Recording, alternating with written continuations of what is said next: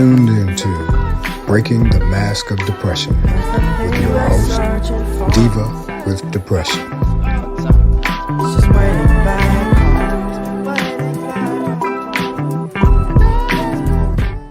Hey guys, welcome to Behind the Mask with Diva with Depression. Thank you for listening. I'm excited that you decided to come back. I am the Diva with Depression, and I'm here today. I hope that you all are doing well. I hope that you are being true to your feelings. I hope that you are sharing your feelings more, letting people know how you feel, and letting people know how to help you. I want you to remember that baby steps are still steps. So I hope that you are doing what you can, when you can, however you can. I want to thank everyone that has taken the time to listen to my first few episodes. I'm enjoying the feedback. I'm enjoying the comments. I'm enjoying the support. I cannot begin to tell you guys how much I appreciate you taking the time to listen to my episodes, share my episodes, and hopefully, someone out there is finding the courage to sort of step forward, start to be loud. But if anything, I just hope that it's helping someone. Always remember that you can't help everyone, but you can help one person, and that's important. So let's just dive into why we're here today. June is Men's Health Month. I know, there's a month for everything. Y'all know I can't keep up. My brain does not work like that. So I started writing stuff down. But although it sort of seems cliche to say that there's a month for everything, it's a good thing because we're highlighting issues that are affecting us every day. And so you don't want to sort of, take the wind out of the sail of the issue by highlighting it and by zeroing in on the problem. It brings awareness. So that's why I try to keep up with the different months and the different issues and the different awareness that we're bringing to some of our issues today.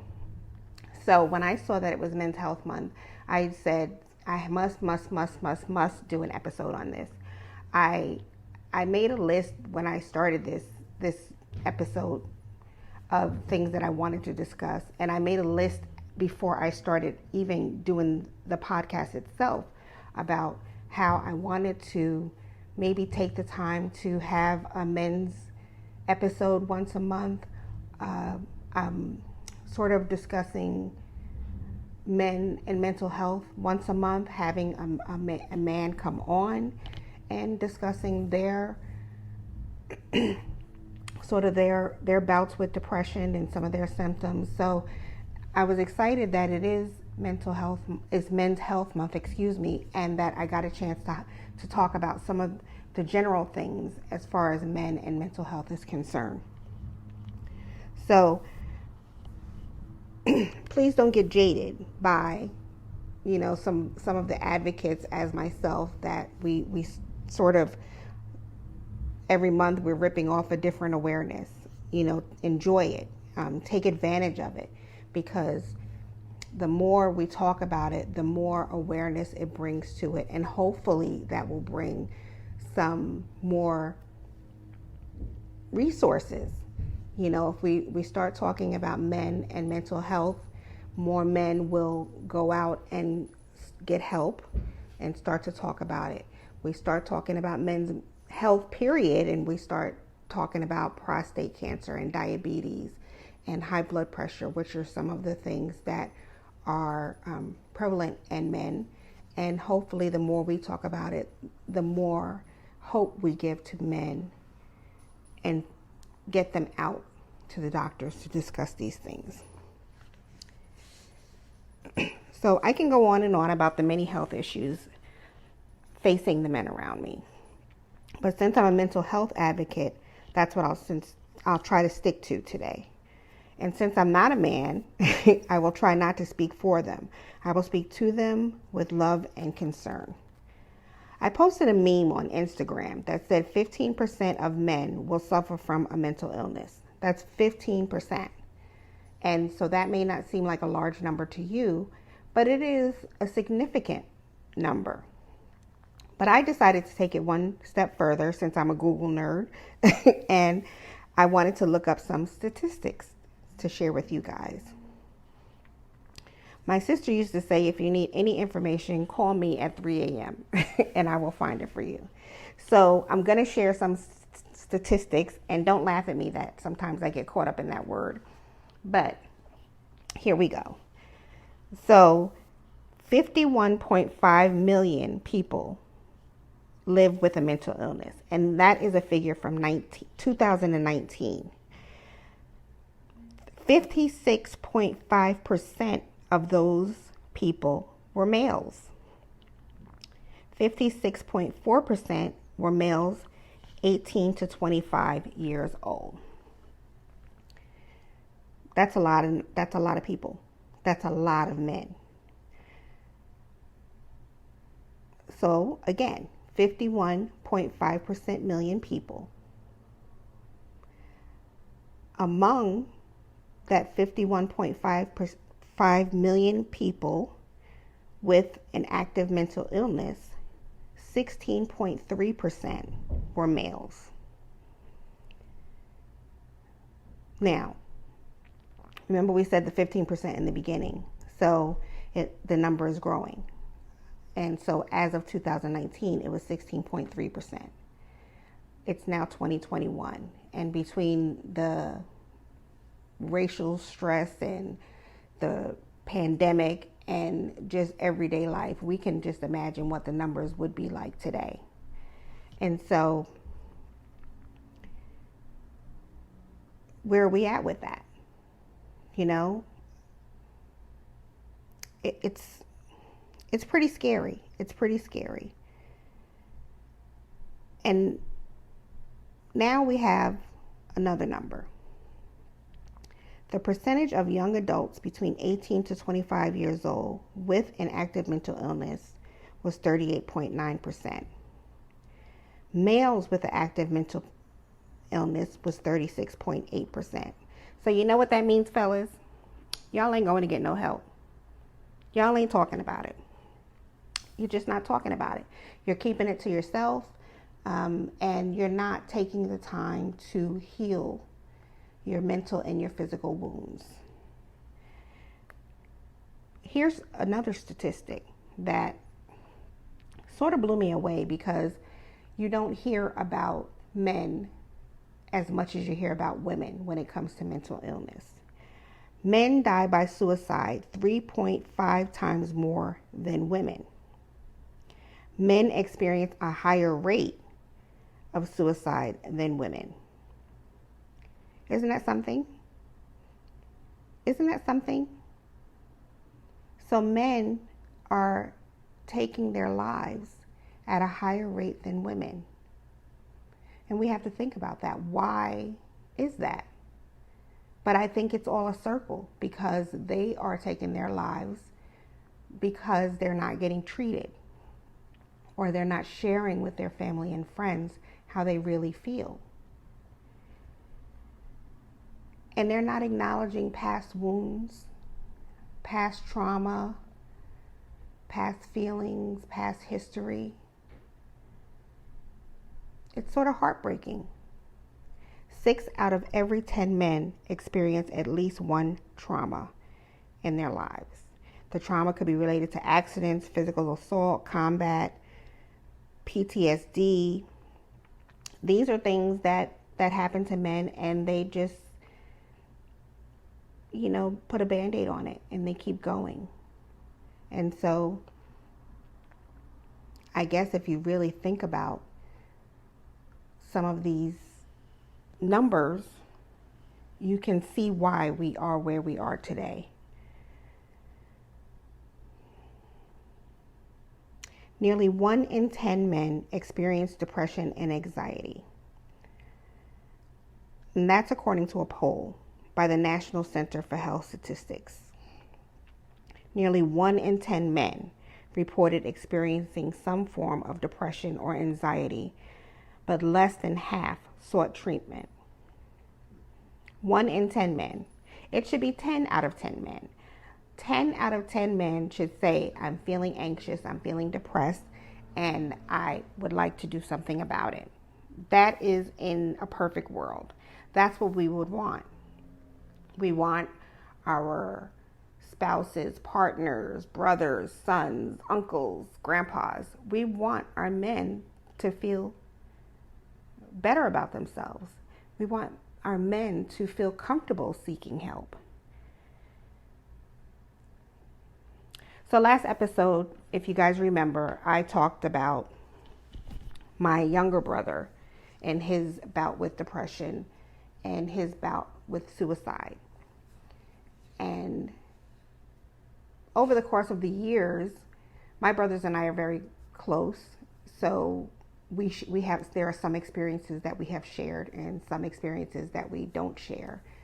And in the course of talking to my brothers over the years, even though my depression presents more severe, that does not mean that my brothers don't deal with depression in their own way. And my older brother is pretty vocal about it now. And so I know that I'm not alone in my family when I say that I mean my immediate family, when I say that I struggle with a mental illness. I know now that my brothers are also there with me sometimes. And I'm not sure if that's something that they share with people outside of their sister. And I'm sure that there are different reasons why, we'll get into that later. But I do know after talking to them that depression and mental illness in men is real. And I sort of learned from watching them how it could present itself. So that made me more aware of what to look for in other men in my life. When I was hospitalized the first time, I think I shared with you guys that the doctors called my parents to discuss what was going on, discuss my treatment and different things like that. And my mom shared that my grandpa suffered with depression. This floored me. I think that this took away about a day of my moving forward while I was in the hospital, because as I share with you guys all the time, my grandpa was my life. I just worship my grandfather. And he is one of the strongest men that I know. And so to hear that he battled with depression, something that it's not a sign of weakness, but I know where it can take you. I could never even imagine Grandpa feeling how I feel. I can't imagine him having days like I have. So that sort of opened my eyes to the reality that some of the strongest men in our world are living with mental illness. And then as I started to share more and started to be a little bit more open about what I'm dealing with, more family members started to reach out to me and talk to me. And so I realized that I have uncles that struggle with it. I have cousins that struggle with it. I have dear friends that struggle with it. And it was, well, first and foremost, it was painful because you don't want anyone that you love to go through this. And so I know what I go through on a daily basis. To just imagine one of my loved ones going through this, it breaks my heart, because I can't. I don't want that for them. So that was the first range of emotions. But the second range of emotions was, wow. And you you sort of think about what you can do to help the men in your life get through this. But first and foremost, you think about how can you get them to open up about what they're going through? How can you get them to go get help, to talk to someone, to talk to a professional about what they're going through? And I've even approached some of my friends and family members about maybe letting me, talk to them through my blog. And the majority of them said hell no, that they would not do it. And I was dumbstruck because I said, why? You talk to me all the time about the things that you're going through. Why not talk to the world and share what you're going through? Why not share what you're going through so maybe you can help someone that's coming behind you or that's standing next to you with what you're going through? And I get it. I share that part of living with a mental illness is living with the shame of having a mental illness. It's something that I deal with every single day. You're ashamed that, number one, you're living with this illness. Number two, that you sort of feel like you lost something, like you're a failure, that you couldn't hold everything together, and you let this depression monster take over. And so every single time you're experiencing about an episode, the shame sort of grows because it's something bigger than you. You can't handle it. And when we can't handle something, we feel like we failed. And so you have men who, they were raised traditionally. I have to be the man of the house.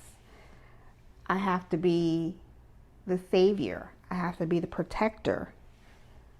How can I be that symbol of strength when this invisible illness is taking me down? And that's how men think. That's what they feel. Or let me say, that's how the men that I've talked to feel about opening up about their bouts with a mental illness. They're raised with these traditional roles. They have to be the manly man all the time. They have to never show fear, never show vulnerability, because that's a sign of weakness. And that's sad. It's sad. We've gotten better, I think, now that we're in 2021, and making sure that our loved ones know that they can open up about what they're dealing with. We've gotten better, but we're not great at it. And so there are still millions and millions of men who will not share what they're feeling based on their fear of being ridiculed or judged or shamed. And that's not just with mental illness. I mean, how many men do you know that won't admit to having physical illnesses either? They won't admit to it. They won't go to the doctor for it. They won't get treated for it because they want to be strong all the time. And so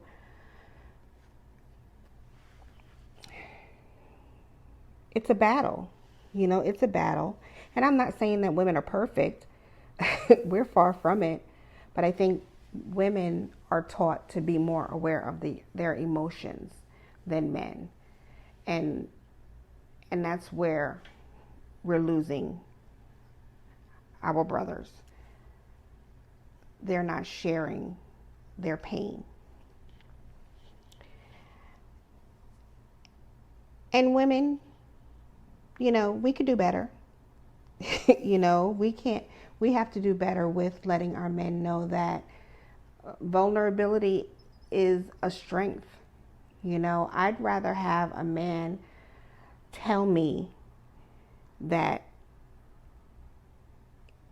he is not healed or whole. Share with me that he's had some trauma in his past. Share with me that he's broken. I'd rather have that than deal with a man who is broken and stuffing. You know, they are hiding their pain. They are masking their pain. And that pain turns into something else. That pain turns into alcoholism, drug use, crime, physical abuse, emotional abuse. These are all things that pain transfers to when we stuff it. And I think I was on a panel, and we were discussing the different addictions that come out of mental illness. And so, of course, you know, alcohol is always the first one that's discussed, which is something that I can relate to. So I guess that's why I always use that as my first example. But someone said, we always highlight the drunk driver and their transgressions, but do we ever highlight why they were drunk in the first place? Think about that.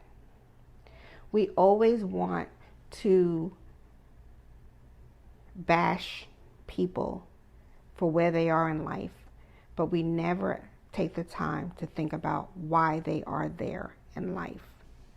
And so if you have the men in your life who are drinking, who are indulging in drugs, who have anger management issues, who are physically abusive, emotionally abusive, do we ever stop and take the time to think about how they got to be that way? Now, I know personally, no. I would do it with, you know, say my brothers or even some of my friends. But when I was in that relationship with an emotionally abusive person, I did not take the time to think about what made them that way, because at that moment it was affecting my safety. So I didn't have the time to think about what made them tick. But now that I'm out of the situation, I can sort of look back and say, well, maybe there was a history there. Maybe there was something there that that person never acknowledged about themselves. And instead of treating their pain, they turn their pain into another addiction or another abusive habit. And so when we force men to hide their pain, to stuff their pain, to mask their pain, we are therefore responsible for how they act out, what they transfer that pain into. So I think that that's something that we need to take the time to recognize going forward. We have to recognize that it's dangerous to keep asking people to hide their feelings. I was really, I won't say, I'm not angry. I was sort of sad. I was really sad when I talked to several men and they all turned down my request to write about their issues. Because most of them were older and most of them present as confident men. They present as manly men, in quotes. They are some of the strongest people that I know, some of the strongest people in my life. They've helped me throughout the years. So I was sort of disappointed that I couldn't share what they were really going through. We have to stop. We have to stop. We have to stop applying these roles to people. 51.9 million people are struggling with a mental illness. 51.9. That's a lot of people. That's a lot of people. 16.3% are men.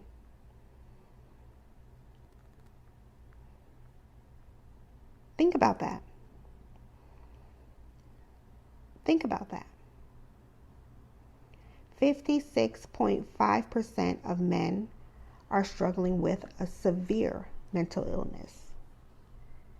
Think about that. Think about when we're watching the news or we're reading the newspaper and they present statistics about men that are in prison or men that are in,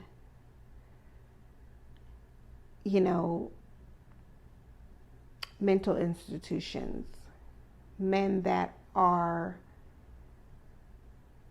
hurting other people. They never present to us the statistics about what brought them there.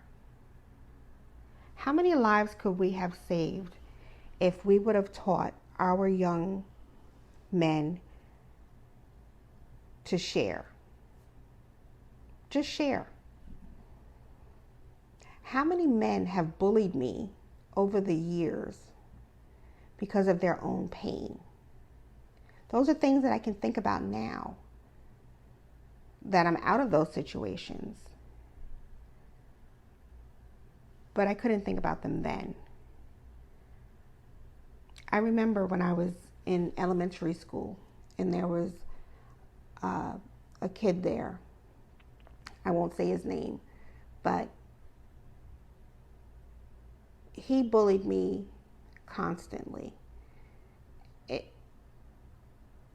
And it was painful that I had to go through that. And every single time there was an instance of him bullying me, someone would say, oh, well, he's not well, or, he has a difficult home life, or this or that. Why didn't anybody take the time to look into why he was acting the way he was acting? Maybe there was something traumatic going on in his home life, and when he came to school, maybe I looked like the person that was traumatizing him, and that's why he bullied me. Do we think about that? Do we think about our young men living in emotionally abusive environments and how they go outside of those environments and treat people the way that they are treated? We don't give them the chance to share. We don't teach them that it's okay.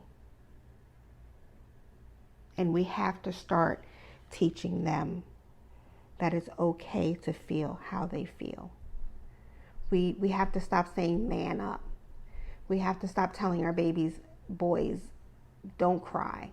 You're not supposed to cry. Suck it up. No. If he's hurt, let him cry.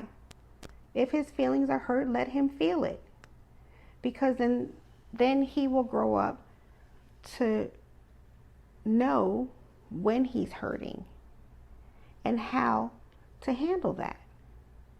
But every single time we say man up, shut up, stop crying, and give them a punch to the chest to toughen them up, we're creating an abusive situation. We're creating a man that does not know how to acknowledge his feelings. We're creating a man who will not acknowledge his feelings. We're creating a man who thinks that violence is a way to express his feelings. And that's not okay. That is definitely not okay. And since I'm a minority mental health advocate, let's talk about Black men. Let's talk about our Latino men. Hello? Do you know what it's like to live in a black man's world. Do you know what it's like to wake up every morning and feel like this could be your last day on earth? When you leave to go to work or when you leave to go to school, you don't know if you're going to make it home because of A, B, C, or D. A, you're living in a bad neighborhood, and so you don't know if the elements of that neighborhood are going to take you out. B, you don't know if you're going to have an encounter with a racist police officer and you're not going to make it home. C, you have to go into corporate America, which I can write a book on. But a brother going into corporate America every day, do you know how thick his mask is? We all have a mask. And when you live with mental illness, you have that mask.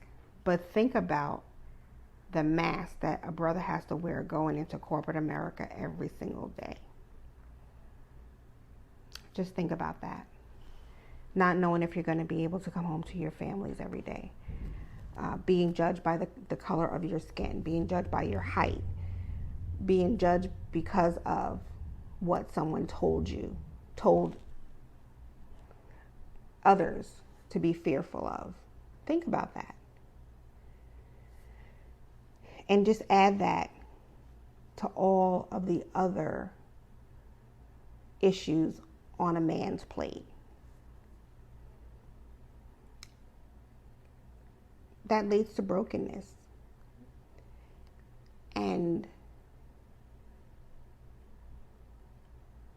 that could be why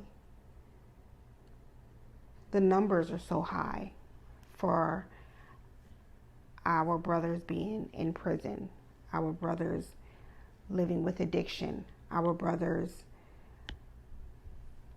using abuse as the answer to their pain. That's the reason why the numbers are so high. Because in addition to all of the boundaries and the walls that every man faces, our brothers have additional weight on their shoulders. And, we keep talking about generational pain, generational trauma. Brothers are faced with that also. And so if we can express the need for change and the chain breaking for our sisters, we have to extend that same courtesy to our brothers. And we have to let them know that it's okay. We can heal together. But brothers, you have to understand that if you don't admit that you're hurting, and if you don't admit that you need help, there's nothing that we can do. We don't know how to help you. We don't know how to heal you. We don't know how to approach you. So I'm begging you, men, I'm begging you, brothers, to start working on your hurt. Start acknowledging your pain. Start recognizing that living with a mental illness is not a weakness. Start recognizing that sexual abuse affects men also. Emotional abuse affects men also.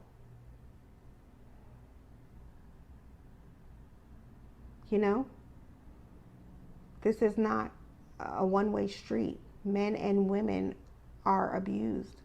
Men and women are both in toxic environments. So we have to make it so that both men and women are comfortable sharing their stories. Robin Williams is one of my favorite comedians. He was one of my favorite comedians. And when he passed away, I was dumbfounded because not only was he an amazing comedian, but he presented as a strong man. But the pain that he was in must have been unbearable. And when you have, in which they have highlighted in the past 5 years, Lee Thompson Young, who was a young black actor who took his life. We had a couple of football players that took their lives. A football player, a football player. Who's stronger than a football player? Like, what's more manly than a football player? A football player, these are men that our young men look up to. And they're taking their lives because they're in so much pain, and nobody is acknowledging that pain. Nobody is helping them heal that pain. But what if that one football player acknowledged his pain publicly and shared with the world that he's getting help with that pain, and shared with the young men that it's okay to feel what they're feeling? Where would we be? Where would we be? So, men, I want you to go get your prostate checked.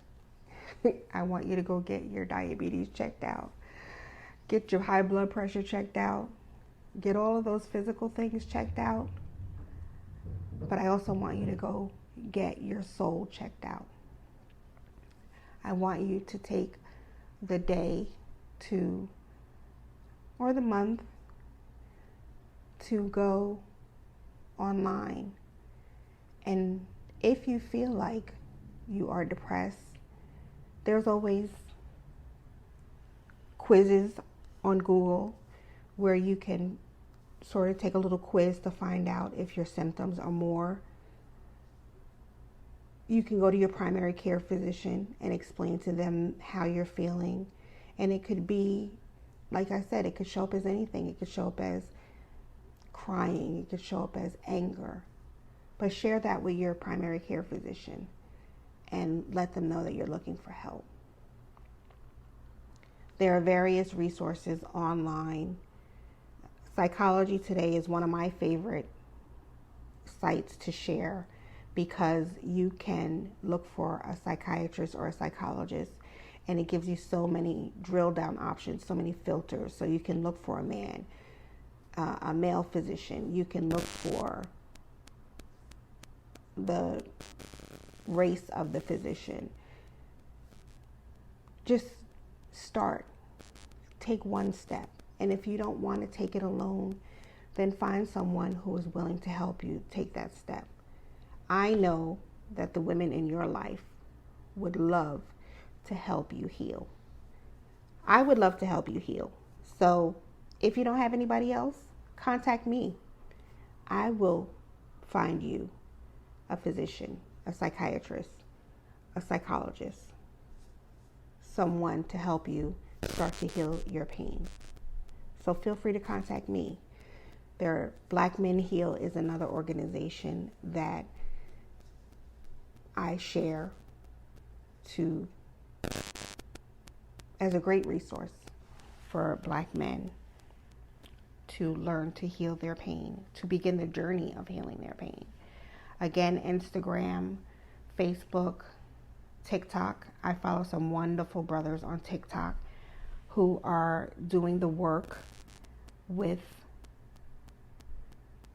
healing their pain and helping others to heal their pain.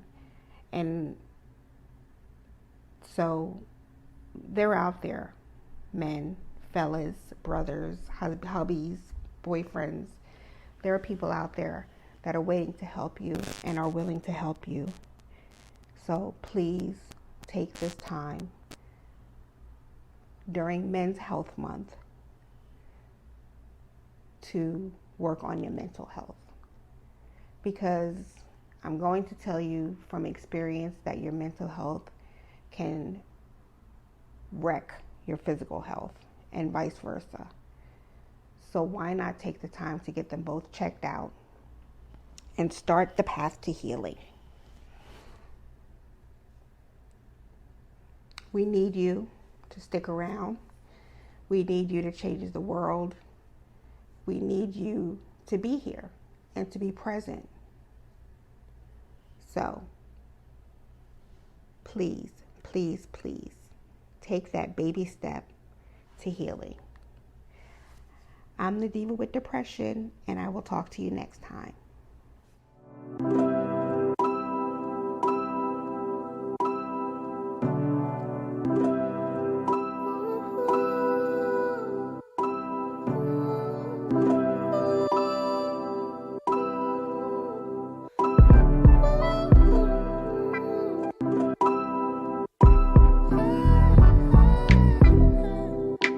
Darkest hour, I wanna comfort you. I know you've been alone.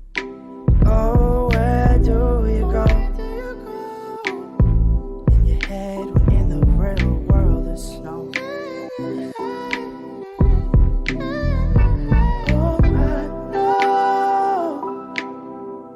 Oh, I know how you hate the cold. Your life searching